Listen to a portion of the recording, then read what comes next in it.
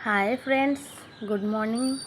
देखो आज मंगलवार थिला आ मु सकाल सकाल उठी पड़ी फ्रेश ही छात ऊपर चली आसली फूल तोड़िया को।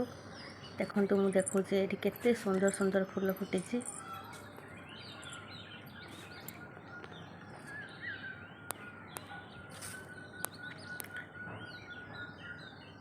ये देखो गोटे कनियारी फूल मु देखौची। एटा गोटे कहते आपको बड़ कनियारी फूल।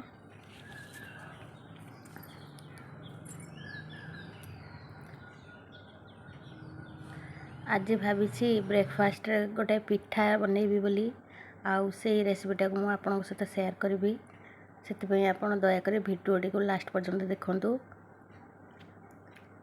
एठी देखंतु मो ठाकुर डालार डाले फूल तोड़ नहीं आउ गाधे पिधे फ्रेश ही मो ठाकुर पूजा करनौ। यही पिठा बनैया को मु अरुआ चाउल को 6 ରୁ 7 घंटा बतुराई भले कि ड्राए करी गोटे चूना बनै नहीं चाउल चूना। या को एबे मु जंतणी बनै नेबी। गोटे कढ़ी रे मु किछि पानी नेछि आउ केवल स्वाद अनुसार लूण ऐड कर देबी। आउ एठी मु चाउल चूना को खळीबा जंतणी प्रस्तुत कर नेबी। देखंतु एई खळी को मु हाथ रे चकुटी की पिठा पय गोटे परफेक्ट डो बनै नेबी। आउ एठी मु नेछि किछि नडिया कोरा गुड़ आउ अदा गोलमरिच छेचा मु यह गोटे पूर बनै नेबी। से सबु किछि एका सांगरे मु गोटे कढ़ी रे भले से भाजी नै पूरा प्रस्तुत कर नेबी।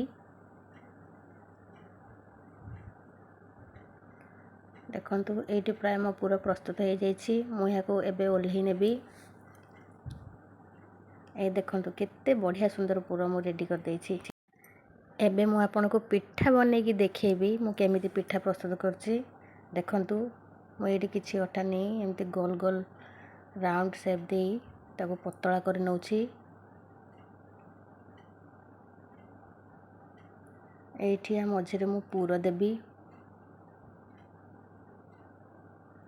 आउ दुई पाख धरी मुड़ी की भल्ले से बंद कर देबी पूरा गुड़ी को जेमिति बाहरी न जाए। सेथिपई आपन चाहे टिके पानी दे या को भले से अल्प पानी लगे आ मुह को चापी भले से बंद कर देबे जेमिति एटा पछरे खोली न जाए।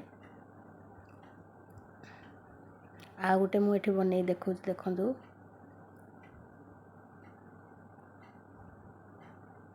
एमिति मु सब पिठा बनै नेबी। देखंतु एठी मु थाळी पिठा बनै नेछि केते सुंदर।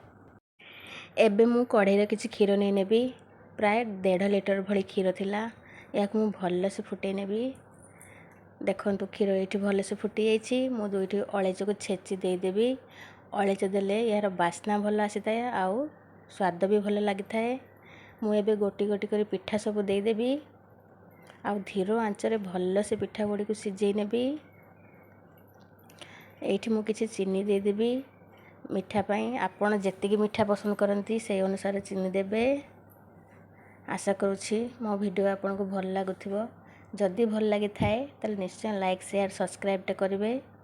मु आपन को एठी बाढी की देखेबी मु केमिति पिठा बनैछि। देखंतु एठी मु पिठा रेडी करनैछि। आपन को स्पून रे काटी की देखेबी ए पिठा केते नरम हेछि आ सत्तेरे बहुत टेस्टी हेथिला। जदि मो वीडियोटी आपन को भल लागिथिबो ना निश्चय सब्सक्राइब टे करिवे लाइक टे करिवे। जय जगन्नाथ।